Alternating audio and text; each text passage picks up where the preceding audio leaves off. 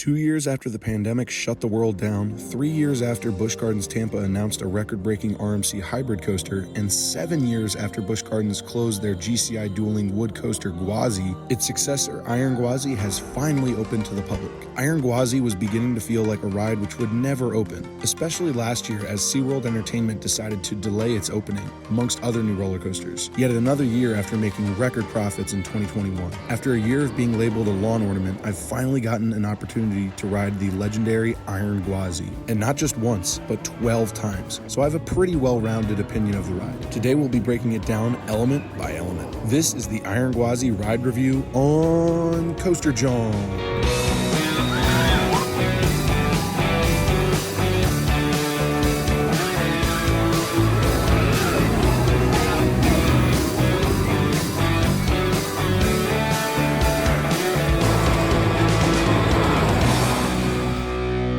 Iron Gwazi is Rocky Mountain Construction's latest behemoth of a hybrid roller coaster. Standing at 206 feet tall with a 91-degree, 206-foot drop, Iron Gwazi reaches a top speed of 76 miles per hour while traversing through 4,075 feet of track and 2 inversions. Iron Gwazi breaks almost all of the records set previously by Cedar Point's Steel Vengeance for tallest, fastest, and steepest hybrid coaster in the world, but it did not defeat Steel Vengeance in the length category. More on that later. Though Iron Gwazi lacks a bit on paper in length, it makes up for it in its crippling speed, brutal intensity, and variety of elements. The fine folks at RMC have admitted that they wanted Iron Gwazi to showcase as many of their signature elements as possible, and it truly shows, as the ride is just a potpourri of RMC goodness. Before we dive deep into Iron Gwazi's features and layout, I gotta ask that if you're a new subscriber here, please consider subscribing to the channel, and if you're a returning subscriber, keep doing what you do best and like, comment, and share this video.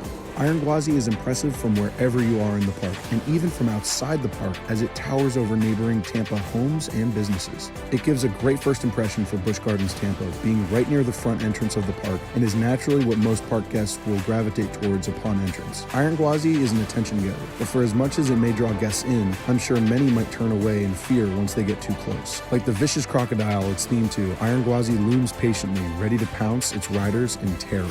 Busch Gardens Tampa repurposed the old Gwazi station very nicely, impressively preserving the straw hut structures while adding hints of purple and green to match the new crocodile theme, rather than the old dueling lion versus tiger theme. Though I've mentioned theming a lot so far, I do have to say that it's not Iron Gwazi's strongest attribute. The colors, the buildings, and of course the trains really do pop, and add to the atmosphere of the park effortlessly. It may not have the level of theming like other rides in the park, such as Cheetah Hunt and Cobra's Curse, but I think the overall park atmosphere makes up for it.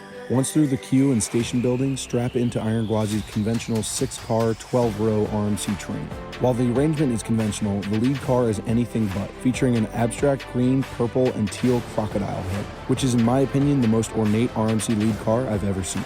Whether you're seated in the front, back, or middle, Iron Gwazi gives riders an insane ride no matter what. Extra points to Gwazi for consistency there, which is what I found to be the biggest knock against Jersey Devil in my review of that RMC coaster, which I'll link above. Gwazi does have the advantage of being in a warmer climate, which I think contributes to its consistent thrill level. Once ride operators give the all clear, Iron Gwazi gives an intimidating roar as it leaves the station, making a slow left-hand turn which dips down into the lift hill. This moment gives a small amount of lateral airtime for riders in the back. The climb up Iron Gwazi's 206-foot tall lift hill is not intended for the weary of heart. Seasoned thrill seekers might simply enjoy the view of Tampa from it, while your average park goer will likely be sweating with anticipation. Once at the top of the lift hill, Iron Gwazi, in its central location in the park, gives an amazing view of the rest of Busch Gardens, especially of SheiKra. Speaking of SheiKra, Iron Gwazi takes a page out of SheiKra's book and suspends its riders slowly at the crest of the lift hill, before plunging them down into the crocodile abyss. This first drop is really no joke though, probably one of the top 5 first drops I've ever been on.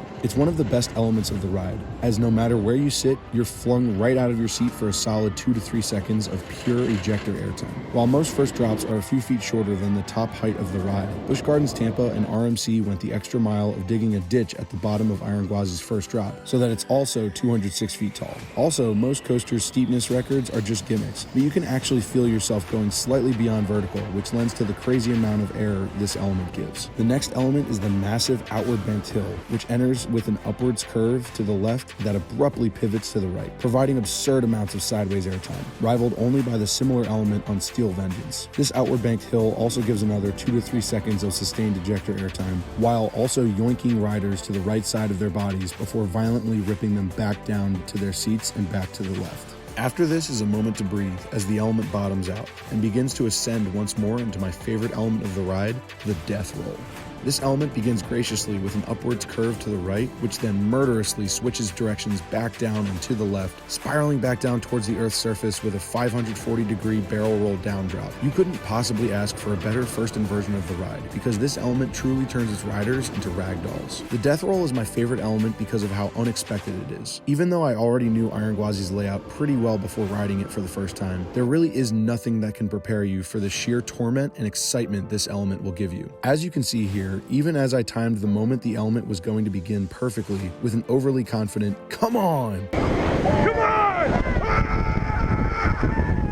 I still screamed so hard it looked like my face was melting. Despite the sheer horror which my expression shows, what you do see here is the face of a man who has no idea how to express the pure joy and excitement of that wicked element, which is well deserving of the name, the death roll. Though RMC most closely compares this element to the first drops found on Twisted Timbers and Storm Chaser, Iron Gwazi enters this element with so much more speed and velocity than the other coasters do, while also being much taller. Combine those factors together and you get an element which absolutely buries any others remotely similar to it. Iron Gwazi carries on with a tall overbanked turn to the left, which is close to an inversion but not quite, and turns riders back towards the station. This element is pretty good, but the best part about it is the whip that it provides as the train pulls away from it. After that whip, which straightens the train out, is another brief lull with a low to the ground turn to the left, setting up riders for my second favorite element of the ride, the Waveturn over the station. Iron Gwazi's iconic Waveturn begins with riders facing upright momentarily before the track unforgivingly flips 90 degrees to the right in a blink of an eye. This element provides otherworldly lateral airtime, lasting for another 3 to 4 seconds. Not only does this Waveturn element act as an airtime hill, but it also throws riders violently to the right side of the train, which combines into forces rarely found on any other roller coaster. The most comparable element I've ridden is the Waveturn on Twisted Cyclone at Six Flags Over Georgia, except that element is taken at a much slower pace with a much more gradual transition.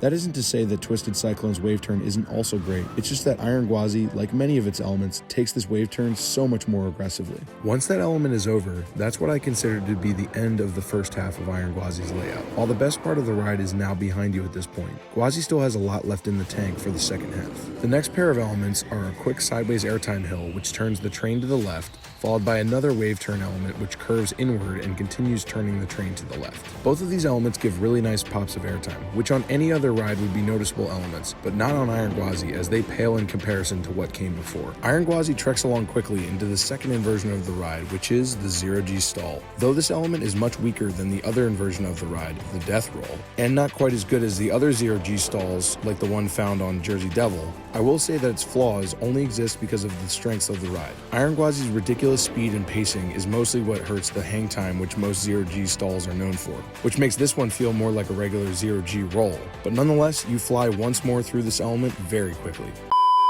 Hello, Jack here. I just wanted to pause the video for a second to give you a warning. Coming up in the video, I will be doing something that no other coaster YouTube channel has dared to do. I'm going to nitpick Iron Gwazi. This nitpick warning was brought to you by Rocky Mountain Construction. We're out of our f***ing minds. Now back to your regularly scheduled Coaster Jawn programming.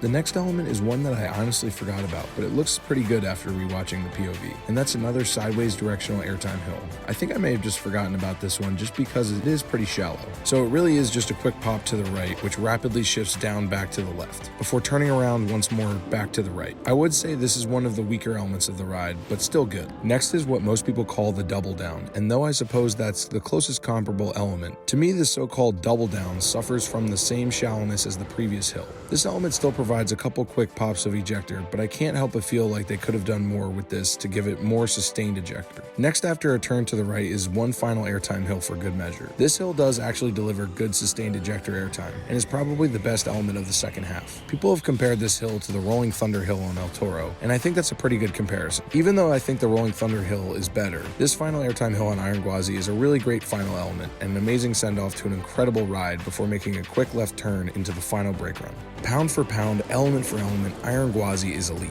Though I would say that the first half is significantly better than the second, I'll admit it's nitpicking, because Iron Gwazi is awesome. My only other snooty complaint with Iron Gwazi is that when I sit on the brake run and see those unused footers, I can't help but wonder if they could have added a third section to Iron Gwazi's layout to compete with the never-ending length of Steel Vengeance. So with that being said, the question you may be wondering is, do I think Iron Gwazi is better than Steel Vengeance? Is it my new #1 coaster? The answer, sadly, is no. Iron Gwazi is a top 5 coaster for me out of almost 280, so it's certainly an elite company. But I can't say that I liked it more than Steel Vengeance. I know that Iron Gwazi is a lot of people's new #1 coaster, and I can totally see why, but it just barely didn't quite live up to where I thought it would rank for me. Don't get me wrong, it certainly met and exceeded my expectations from a rider's perspective, but overall I think it just barely didn't have enough to beat out the likes of Steel Vengeance, El Toro, and I-305, all of which I have ranked ahead of Gwazi, which is at the #4 spot. Iron Gwazi has a huge amount of upside. It is up there with the greats for its purely relentless behavior, which is fitting to the crocodile it's themed to.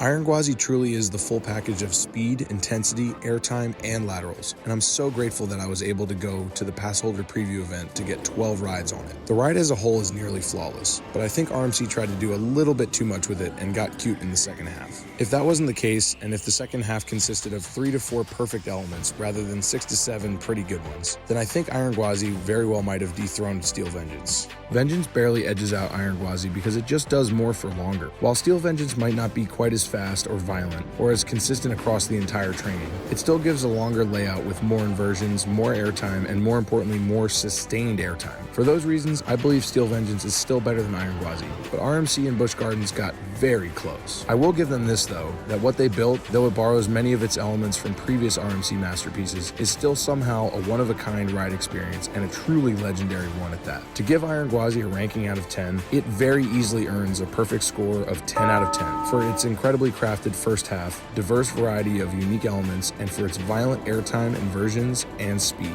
Have you ridden Iron Gwazi yet? Do you agree with my review? Leave a comment down below whether I'm spot on or way off. Like the video if you enjoy this type of content and want to see more. Subscribe to the channel if you haven't already, and share this video with anyone you think would enjoy it. Thanks so much for watching. Until next time, this has been Coaster Jawn. Ride on.